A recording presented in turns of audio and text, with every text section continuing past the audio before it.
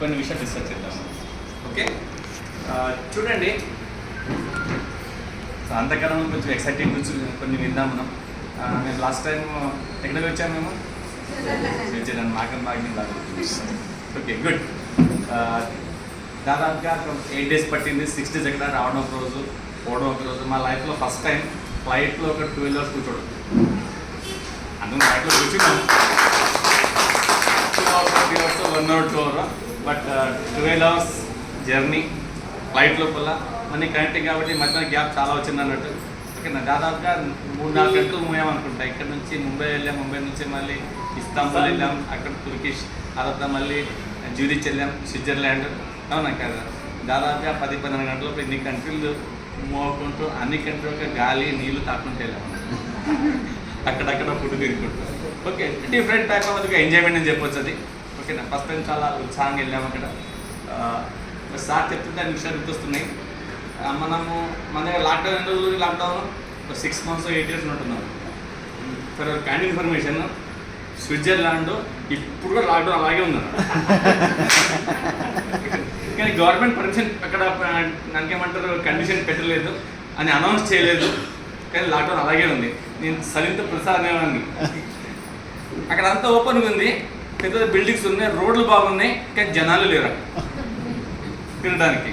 అవునా కదా, అక్కడ మేము మాట్లాడుతుంది తెలిసింది మాకు. మార్నింగ్ 8 o'clockకి అక్కడ షాప్స్ ఓపెన్ అవుతాయి.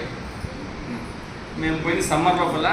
సూర్యాస్తం అయ్యేది రాత్రి 9 గంటలకి, 8:45 9 o'clockకి. కానీ షాపులన్నీ క్లోజ్ అయ్యేది 7 గంటలకి. ఓకేనా, 8 o'clockకి ఎండ ఉంటుంది. దేవుడు దిగి వచ్చి నాకు చాక్లెట్ కావాలి, అక్కడ కావాలన్నా కానీ వాడు ఇవ్వరు. వాడు 7 తర్వాత బంద్ అంటే బంద్. ఓకేనా, ఇప్పుడు డే టైంలో రోడ్లు ఎవరు వెళ్ళిపోయారు ఇంకా, ఓన్లీ మెయిన్ రోడ్ తప్ప రూపాయలు వెళ్ళని లాక్డౌన్ ఉంది. ఇంకా మనం లాక్డౌన్ ఉన్నప్పుడు కొంచెం మంది కనిపించేవాళ్ళు. అవునా కదా, వద్దన్న తిరిగేవాళ్ళు మనం. అక్కడ తిరిగి బంద్ తిరగడానికి ఇవ్వలేదు. ఇట్స్ వండర్ఫుల్ ఎక్స్పీరియన్స్ చెప్పచ్చు. ఓకే, ఎంత చెప్పినా తక్కువ. చాలా మన మీటింగ్లో మాట్లాడడానికి కూడా ఒక అద్భుతమైన విషయం చెప్పచ్చు. రాబోయే రోజుల్లో ఇంకా మంచి మంచి కంట్రీస్కు మనం వెళ్ళకపోతున్నాం. ఇంకో న్యూస్ చెప్పారు ఏంటంటే, చూడండి, మన ఎందరో ఏదైతే అనుకుంటారో మాట్లాడతారో పక్క దొరుకుతాయి. అవునా కదా, ఎన్నిసార్లు విన్నారు కదా మీరు? విన్నారా లేదా? నలుగురు కూర్చున్నప్పుడే అనేవాళ్ళు పెద్ద పెద్ద మీటింగ్ జరుగుతలేవా? అవునా కదా, అప్పుడు ఇలాంటి మీటింగ్ జరుగుతున్నారు అనేవాడు. మా టీంలో ఒకే రోజు 10 మీటింగ్లు పెద్ద హాల్ నిండిపోయింది అనేవాడు. అవుతున్నాయా లేదా? అవుతున్నాయి కదా. ఇప్పుడే చెప్పారు, ఫంక్షన్ హాల్కి వెళ్ళి వచ్చి ఇక్కడ మా ఎఫర్ జరుగుతున్నాయి. అయిందా లేదా? ఏదంటారో అది జరుగుతుంది. ఒక మాట చెప్పారు, 80-85 ఏజ్లో కూడా మేము చాలా ఉత్సాహంగా ఉంటామని. Very good. అది కూడా దానికి చిన్న ఇంకోటి నేను యాడ్ చేస్తాను. మొన్న పేపర్ చదివాను చెప్పేటప్పుడు, ఒక లేడీ అనుకుంటాను, లేడీ అని నేను తెలియదు, నాకు గుర్తు రావట్లేదు, ఏదో కంట్రీ నుంచి 100వ బర్త్డే, ఎంత 100th బర్త్డే, ఓకేనా, ఆ 10-15 కిలోమీటర్ల మ్యారథాన్లో పార్టిసిపేట్ చేసింది. సక్సెస్ఫుల్గా కంప్లీట్ చేసింది. మొన్న 102వ బర్త్డే జరుపుకుంది.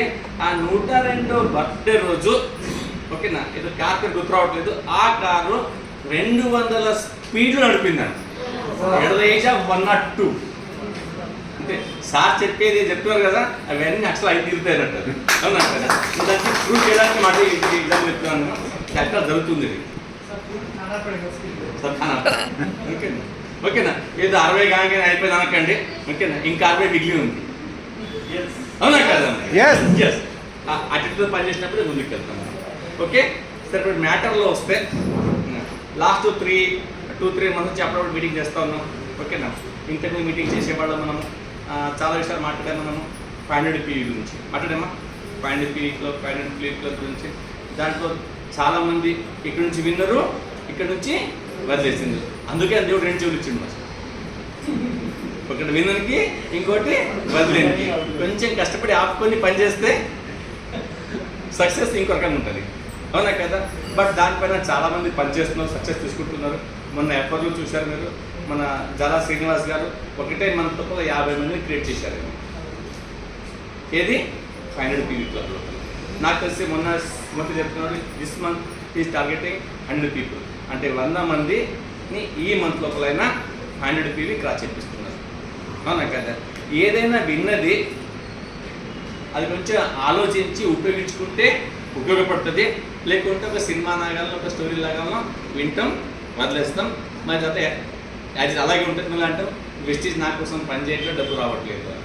అవునా కదా? డబ్బు వచ్చే ప్రతి మార్గాన్ని మేము తీసుకొస్తున్నాం, చూపిస్తున్నాం, వినిపిస్తున్నాం. విన్నవాళ్ళు ఉపయోగించుకుంటున్నారు, వినని వాళ్ళు ఇప్పటిదాకా జరిగిన మీటింగ్లో ఇదొక మీటింగ్. అవునా కదా? కానీ ఈరోజు అలా చేయకండి. ప్రతి మీటింగ్ని గుర్తుపెట్టి చేసుకోండి. ఆ రోజు మనం మాట్లాడాం 300 గురించి, చాలా పెద్ద డిస్కస్ చేశాము మనం. ఓకే, 300 అవసరం ఏముంది, ఎలా చేయాలా? అవునా కదా? గుర్తున్నా మర్చిపోయింది, అందరు మర్చిపోయింది.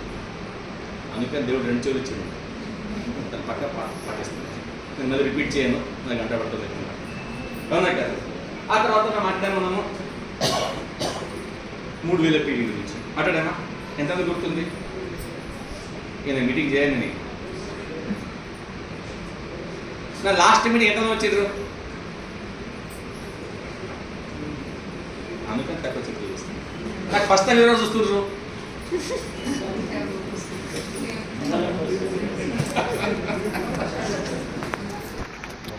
ఓకే, నాకు తెలిసి కొత్త వాళ్ళు ఎక్కువ ఉన్నారా ఏంటి? చాలా కష్టమైన పని, అవన్నీ కనెక్ట్ కష్టమైన. ఓకే,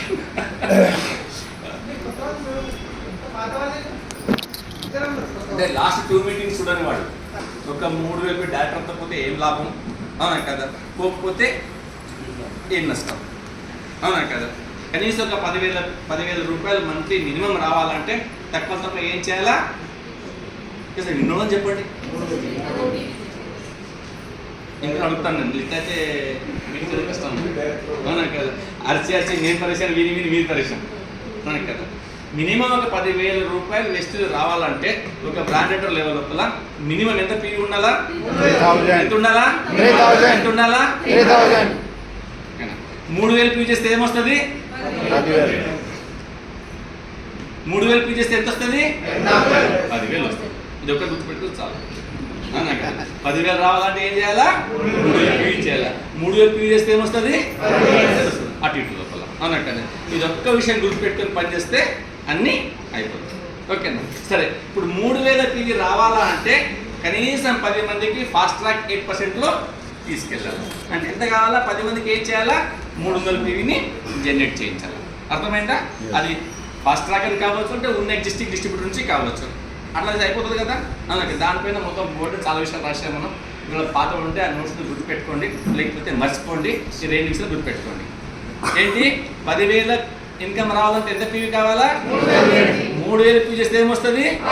దానికొస్తే ఏం కావాలా? 10 మందికి 300 పీవీల్లో తీసుకెళ్ళాలి. రైట్? అది చెప్పిన తర్వాత ఇమీడియట్గా మళ్ళీ వెస్టితనం వచ్చేసింది మీకు V20 ఆఫర్ 5 crore క్లబ్కి. అవునా కదా? వాళ్ళు ఏమన్నారు?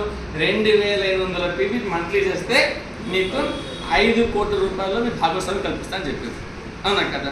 నేను చెప్పిన ఎంత? 3,000, వాళ్ళు చెప్పి 2,000. దగ్గర మ్యాచ్ అయిందా? ఓకేనా? అనుకున్నాక ఎక్కువ వస్తుంది కదా, ఇక్కడ డబ్బులు వస్తున్నాయి, అక్కడ చూడ ఆ డబ్బులు కూడా వస్తాయి. అవునా కదా? నాకు ఎవరో క్వశ్చన్ అడిగిన దాంట్లో సార్ కరెక్టే బాగానే ఉంది, మేము 3,000 పీవీ చేస్తాము, ఆ 5 crore క్లబ్లో 6 నెలల తర్వాత ఎన్ని పైసలు వస్తాయి? దాంట్లో డౌట్ వచ్చిందా? ఓకేనా? నాకు అడిగింది, చాలా అడిగింది. నేను చెప్పిన ఓకేనా, ₹1 నుంచి 5 కోట్లకు ఎంత రావచ్చు? ₹1 నుంచి 5 కోట్ల ఎంత రావచ్చు? ఓకేనా? ఒకవేళ 5 కోట్ల మంది బ్రాంచ్ అయిపోతే మనిషికి ₹1 వస్తుంది. అవునా కదా? ఒక్కడే ఎలిజిబుల్ అయిపోతే 5 కోట్లు అనికి వస్తుంది. मुझे सवाल किए थे 5 crore क्लब में पार्टिसिपेट करके हम कंप्लीट किए तो कितना पैसा मिलेगा? मैंने बताया था ₹1 से लेके 5 crore तक मिल सकता है. अगर 5 करोड़ लोग क्वालिफाई कर दिए, हर आदमी को ₹1 आएगा. अगर एक ही बंदा क्वालिफाई किया, पूरे पैसे उसको चाहिए. तो कितना होता ना मुझे मालूम ना, उनको मालूम. ऊपर वाला चले राइट? అవునా కదా? సరే, ఇప్పుడు అదే ప్రాసెస్లో ఇప్పుడు మళ్ళీ విన్నింగ్ టీం ఒక స్పెషల్ ఛాలెంజ్ తీసుకొచ్చింది ముందుగా. ఓకేనా? ఎంతమందికి తెలుసా ఛాలెంజ్? చాలా మంది తెలుసు. ఏంటది? 1000 ప్లాన్లు చచ్చే లోపు కంప్లీట్ చేయాలి.